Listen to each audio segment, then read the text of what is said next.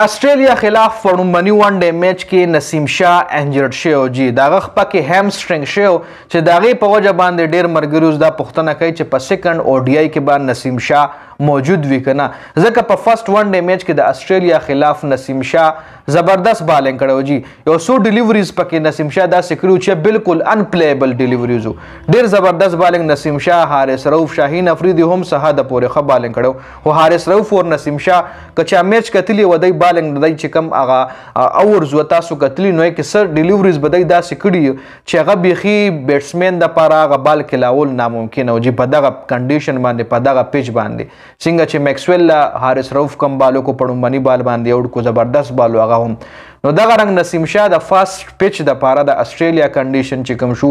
د انګلینډ پیچز شو د ساوث افریقا پیچز شو د نیوزیلینډ پیچز شو نو په دې باندې نسیم شاه غوندې بالر ډېر ښه بال کوي او بیټسمین ته ګبراویږي هم نو نسیم شاه په لومبني میچ کې انجرډ شوی هیمسټرنګ د هغه په خپه کې راغلی او ډېر ملګري اوس دا پوښتنه کوي چې نسیم شاه به سیکنډ اوډیای کې وي که نه په هغې هم تفصیلا خبره کوو خو دې نه علاوه که موږ د ایشیا کنډیشن وګورو د ایشیا نه سوري د آسټرالیا د آسټرالیا پیچز موږ وګورو نو په دې باندې ډېر بالران چې کوم دي د پاکستان انجرډ شوي دي نسیم شاه نه علاوه شاهین افریدي په دې انجرډ شوی دی محمد حسنین په دې انجرډ شوی دی حارث رؤف په دې پیچ باندې انجرډ شوي دي پته نه لګي چې څه وجه داسې کیدی شي او بل طرف لره آسټرالیا چې کوم خپل بالران دي هغوی په ډېر سموث طریقې سره ډېر ښکلي طریقې سره هغوی بالنګ ایکشن وي او د هغوی مطلب د انجري چانسز چې کوم وي کم وي نو دې ځای کې د پی سی بي چې کوم بالنګ کوچ دی د پاکستان کرکټ ټیم چې کوم بالنګ کوچ دی هغه لا د پاکستان بالرانو په فټنس باندې او د دې انجري چې کم مسایل دي په دې باندې موستلی کار کول پکار دي چې زمونږ کم د فاست بالران دي فاست بالر په دغه پیچ باندې ډېر اهم رول لري جی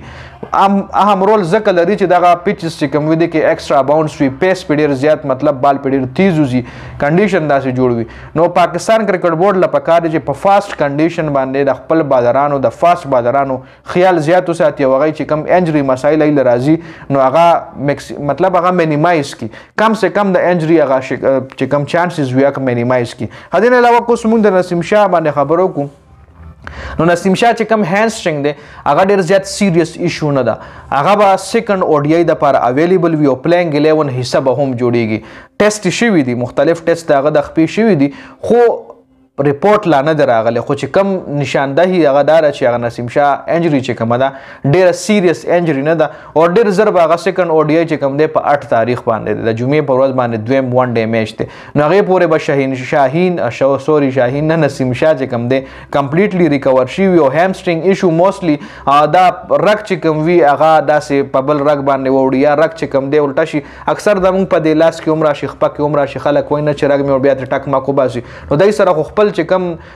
ډاکټرز وي یا دی سره چې کم خپل مالش والا کم دغه یې نو هغه دا مسایل چې کم دی لرې کولی شي نو دا دومره زیاته سیریس ایشو نه ده او سیکنډ اوډیای پورې به انشاءالله نسیم شاه ریکور شوي او اویلیبل به وي جي دا اپډیټ شو ډېره زیاته مننه د ویډیو کتلو والسلام